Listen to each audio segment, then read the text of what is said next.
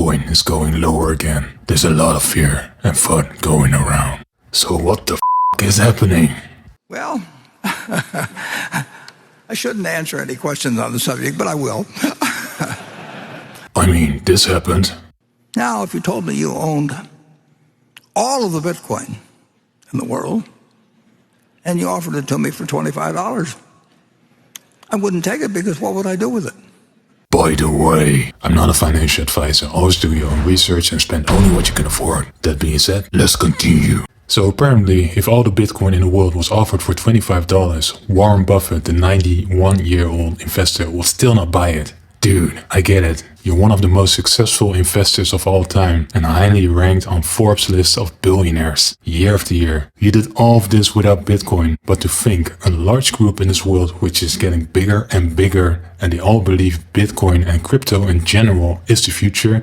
I don't care how successful you are, this must trigger something in your brain thinking, they might be onto something, especially when it costs $25. JK, I don't get it, but it's funny. But this is old news now, but then again, it's still relevant. A quote of a famous investor, in this case Warren Buffett, but it also could have been an Elon Musk. In combination with the rate increase by the Fed on Bitcoin and the still going on war in the Ukraine, this is a chain reaction that feeds on these kind of things. It needs to be broken, but it's not easy. Luckily, there are some good moments as well. For example, bonjour, je m'appelle Captain Crypto Hindsight. It's French. Because France is one of the first G7 countries that's given Binance regulatory approval. And yes, the bad French joke just happened. My apologies. So Binance CEO and co-founder CZ said this. And so I think this is, as you said, this is one of the first G7 countries that's given Binance a regulatory license. And I think this opens doors for us to get more license either in Europe, in the region, and also elsewhere in the world.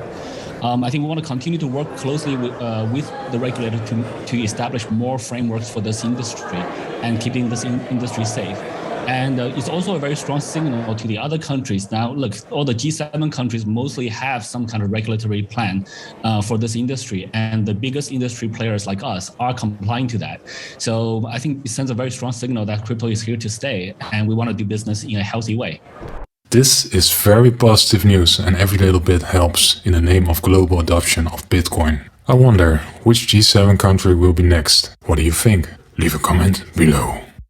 So I read this article on BBC News that the 9th of May became an annual event in Russia, because on this day they celebrate their victory on Nazi Germany in 1945.